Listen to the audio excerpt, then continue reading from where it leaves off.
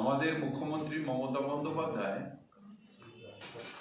গঙ্গাসাগর মেলা নিয়ে প্রত্যেক বছর যেরকম এলাবোরেট ডিসকাশন করেছিলেন, তার ফলো আপ হিসেবে এই যে কলকাতায় যেটা আউটরাম ঘাটে যে ট্রানজিট পয়েন্ট, যেটা আমাদের ছোট মেলা হয়, সেটাকে নিয়ে আমরা কেএমসি, পিএইচই, আমাদের পিডব্লিউডি, পুলিশ সবাই মিলে বসেছিলাম যে কার কি দায়িত্ব আছে। তাতে যেটা হলো যে পিএইচই বায়োটয়লেট ভেতরে এবং কেএমসির বায়োটয়লেট বাইরে, কনজারভেন্সির দায়িত্বটা টোটালটা কেএমসি।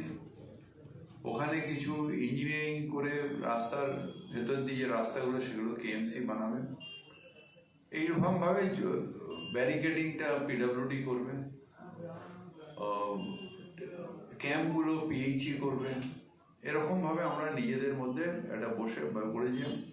যেটা সব থেকে উদ্বেগজনক সেটা হচ্ছে যে ওখানে কিছু আছে যারা রান্না করেন, তাদেরটা ওখানে সিসিটিভি কভার করে যাতে রান্নাঘরগুলো ফায়ার ব্রিগেড ভালো করে দেখে নেয় এবং ওখানে কন্টিনিউয়াস ভিজিলেন্স থাকে, সেটা দেখায়। এবং কিছু আমাদের সাধু বাবার আছে, তারা ওখানে যজ্ঞ-টজ্ঞর জন্য, এসবের জন্য, বিভিন্ন কাজের জন্য আগুন জ্বালানো। ওখানটা একটু করেছি সিসিটিভিটা বেশি দিতে, ইনকেস কিছু একটা ফায়ার হলে যাতে আমরা একদম গোড়াতেই নির্মূল করতে পারি, ঝাঁপিয়ে পড়তে পারি।